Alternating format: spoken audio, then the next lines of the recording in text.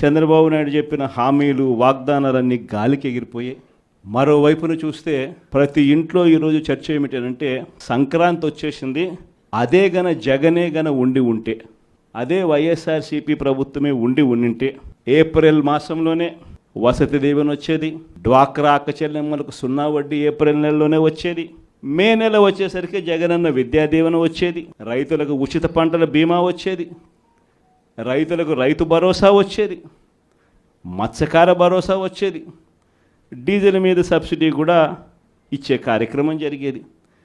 June మాసం వచ్చేసరికి జగనే ఉంటే అమ్మఒడి పథకం కూడా పడి ఉండేది. జూలై మాసం వచ్చేసరికి వైఎస్ఆర్సీపీ ప్రభుత్వమే ఉంటే వాహనమిత్ర పథకం పడి ఉండేది, కాపు నేస్తం వచ్చి ఉండేది, చిరు వ్యాపారులకు జగనన్న తోడు పథకం కూడా పడి ఉండేది. ఆగస్టు మాసం వచ్చేసరికి వైఎస్ఆర్సీపీ ప్రభుత్వమే ఉంటే జగనన్న విద్యా దీవెన వచ్చి ఉండేది, నేతన్న నేస్తం డబ్బులు పడి ఉండేటివి. మళ్ళీ సెప్టెంబర్ మాసం వచ్చేసరికి వైఎస్ఆర్ చేయూత డబ్బులు కూడా అక్క చెల్లెమ్మల ముఖంలో సంతోషం కనిపించే విధంగా కలకలలాడుతూ కనిపించేది. అక్టోబర్లోకి వచ్చేసరికి వైఎస్ఆర్ రైతు భరోసా 2వ విడత పడి ఉండేది. నవంబర్లోకి వచ్చేసరికి జగనన్న విద్యా దీవెన రైతులకు 0 వడ్డీ కింద జమ అయి ఉండేది. డిసెంబర్లోకి వచ్చేసరికి ఈబీసీ నేస్తం పడి ఉండేది, లా నేస్తం వచ్చి ఉండేది. పిల్లలందరికీ 8వ తరగతి చదువుతా ఉన్న పిల్లలందరి చేతుల్లో ట్యాబులు కూడా కనిపించుండేటివి. జనవరికి వచ్చేసరికి రైతులకు మళ్ళీ చివరి దఫా రైతు భరోసా సొమ్ముబడి ఉండేది, చిరు వ్యాపారాలకు జగనన్న తోడు అందుండేది.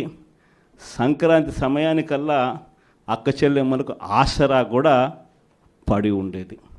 ఇవన్నీ నేను ఎందుకు చెప్తా ఉన్నానంటే, ఫిబ్రవరిలోకి వచ్చేసరికి విద్యా దీవెన, జగనన్న చేదోడు, ఒకే ఒక చేంజ్. ఇది 5 సంవత్సరాలు మనం ప్రతి సంవత్సరం ప్రతి నెల ఈ మాదిరిగానే షెడ్యూల్ ఇచ్చి ఈ మాదిరిగానే చేసి చూపించడం. మారిందల్లా కేవలం ముఖ్యమంత్రి ఒకటే. ఈరోజు మరి ఎందుకు జరగడంలా ఈ చర్చ ప్రతి ఇంట్లో కూడా ఇప్పటికే స్టార్ట్ అయింది.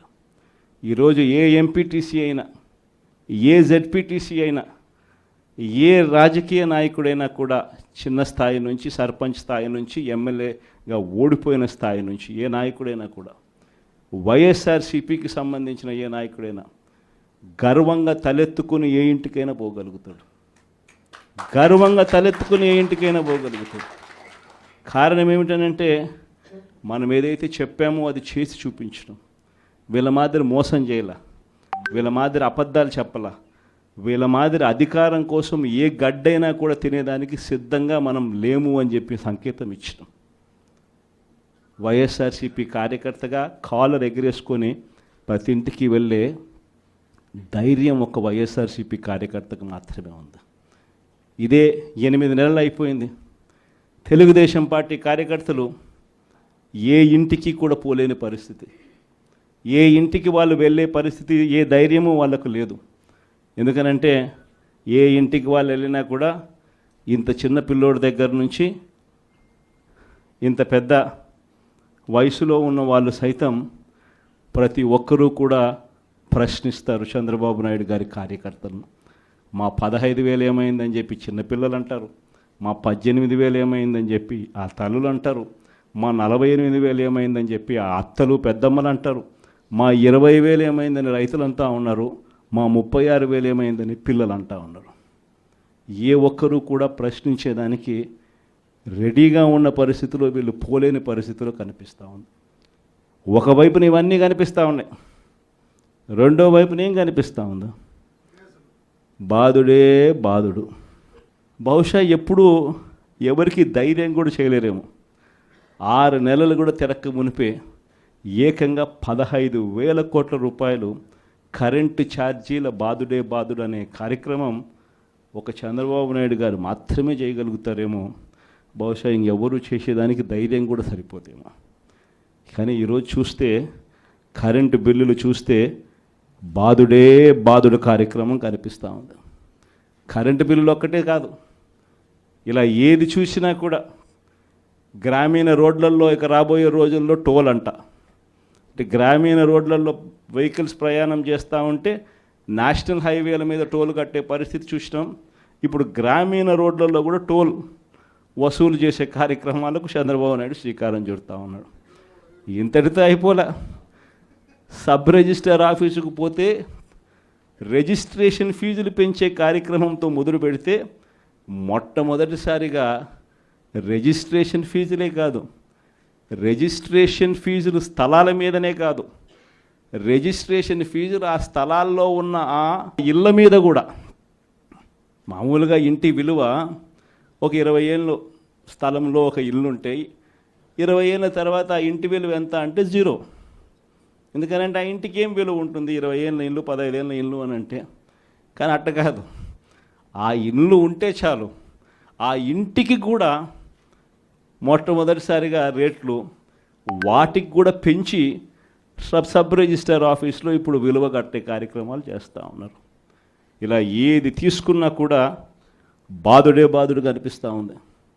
మరోవైపున చూస్తే చదువుకుంటా ఉన్న పిల్లలకు ఫీజులు అందడంలా, చదువుకుంటా ఉన్న పిల్లలకు మామూలుగా జనవరి, ఫిబ్రవరి, మార్చికి సంబంధించిన క్వార్టర్కి సంబంధించిన విద్యా దీవెన మామూలుగా మేలో ఇవ్వాలి, ఏప్రిల్లో వెరిఫికేషన్ చేయాలి, మేలో మామూలుగా ఫీజులు వెనక్కి ఇవ్వాలి, ఫీజులు ఇవ్వాలి ఆ పిల్లల తల్లుల ఖాతాల్లోకి. మనం ఉంటే అదే జరిగేది.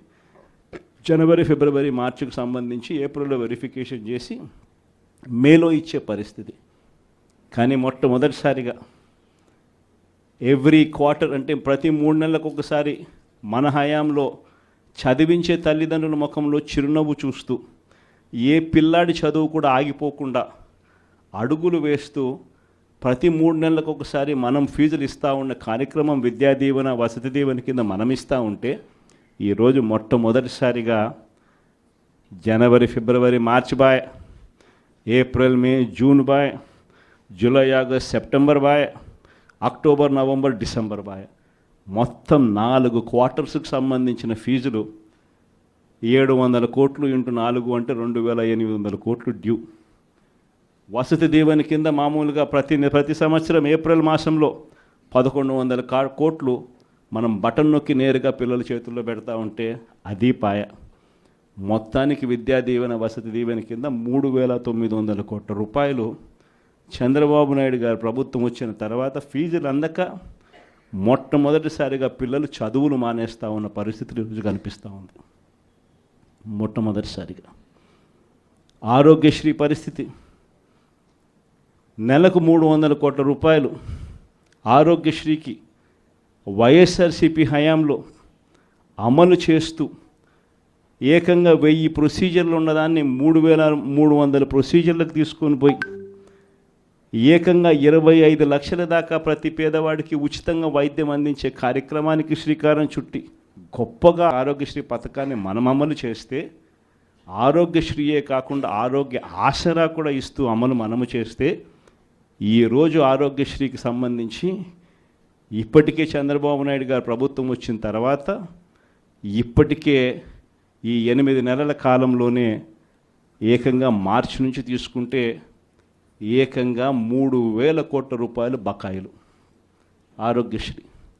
ఏ పేదవాడు హాస్పిటల్కు పోలేని పరిస్థితి, ఏ పేదవాడు హాస్పిటల్కి వెళ్ళినా కూడా నెట్వర్క్